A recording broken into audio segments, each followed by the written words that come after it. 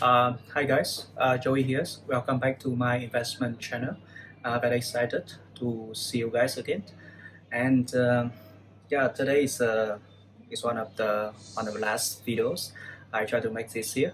And the today topic I would like to talk about the how I manage risks when I start when I for the stock investment.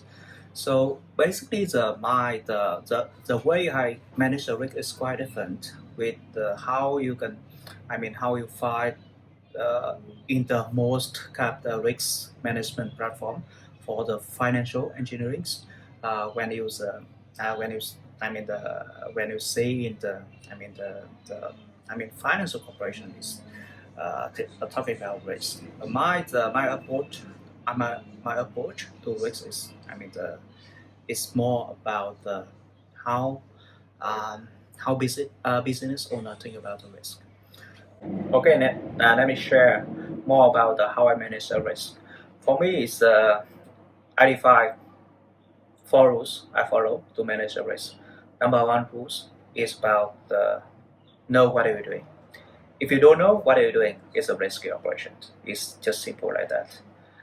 So for the that's why for the stock selection, right? I spend a lot of time. I research about company before I investing about the company into the companies. Probably I sometimes I observe several years. Before I start first investment into companies, and I monitoring that company performance over time. So for the research about company, right? So we have to understand who running the business. It's a management team of that company, because for the long run, the company must have superior management team to able to execute the thing, because execution is very important, because now idea everyone have idea, but the execution is key. If you have you ever heard about the polymer is about 10 cents? It always said idea is cheap, but execution is a king, right? So especially nowadays, everyone can have idea, but the only difference is about the execution of the team. Okay, so that is the first dimension of risk. Know what you're doing, right? So second dimension of risk is margin of safety, right? So let me explain quickly about the margin of safety. It's very simple concept, right? For example, when you build a road or you build a bridge, you know maximum capacity of that bridge, for example 10 ton. You will never allow the vehicle has weight more than 10 ton pass through the bridge, right? You only allow the vehicle carries a weight less than probably the 7 ton or the 5 ton.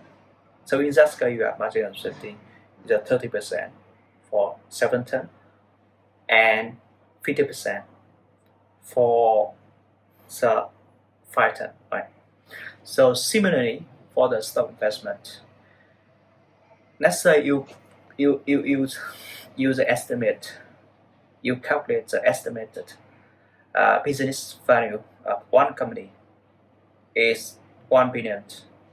If you pay more than 1 billion for that business, it's a risky, right?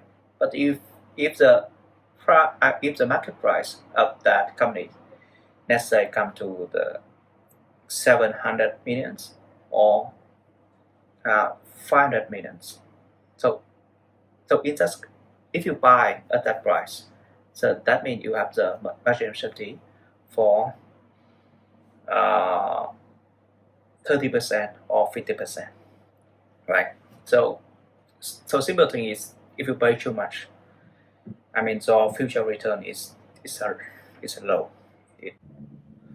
Okay, rule number three, or dimension number three, is about debt, right? There are good debt and bad debt. If you borrow debt a lot, and with a high interest rate, right? So for the investment, so if your prediction about stock market wrong, you have the two things to pay. First thing is the interest of the debt, or I call another what is a cost of a fund, right? Cost of funds for investment. And also the price of stock will decline. So in that case, you always feel stressed, and you cannot hold for long term.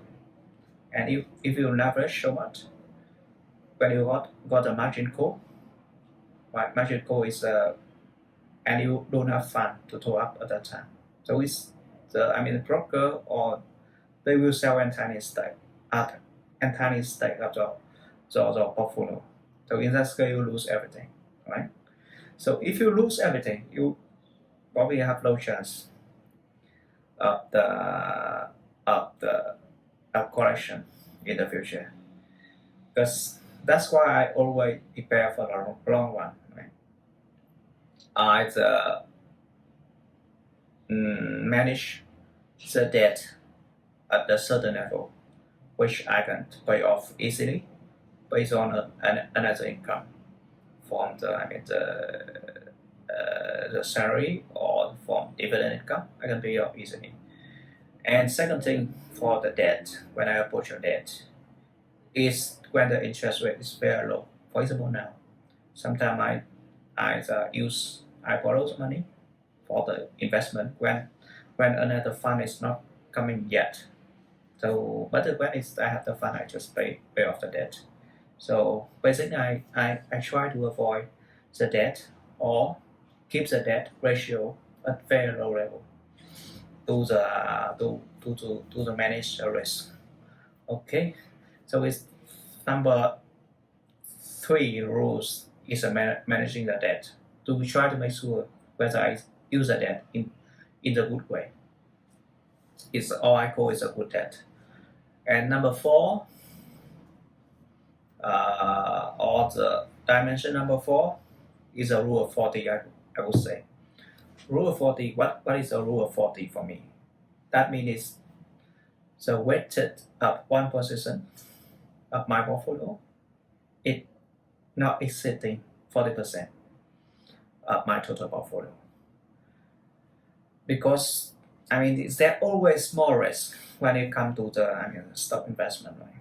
Or not even stock investment, anything in the world also has a certain risk. Even when you deposit money in the bank, for the weak bank, what if happens if the bank is collapsed, right? Bankrupt? It's feel very difficult to get back money. So it's even you deposit the money in the bank also have the very bare minimum of risk. So when it's come to the stock investment, it's a little bit more. Even some companies very very confident in the future, but they still have the maybe 1 or 2% of chance. So assumption going wrong. So that's why I try to cap the weighting of one position never exceeding 40% of my total portfolio. Okay, so that is a the rules, or the 4 dimension I want to share with you guys today about how I manage a risk. So yeah, I know it's maybe you have different kind of way to manage the risk for the portfolio. So I am very happy to hear your feedback, and your opinion about the way you manage the risk. Okay, so that's all for the video today. So thank you very much for the watching, and if you like it, just feel to the like, to the comment. I will try to get back to you as soon as possible. And happy New Year, and see you in the next videos.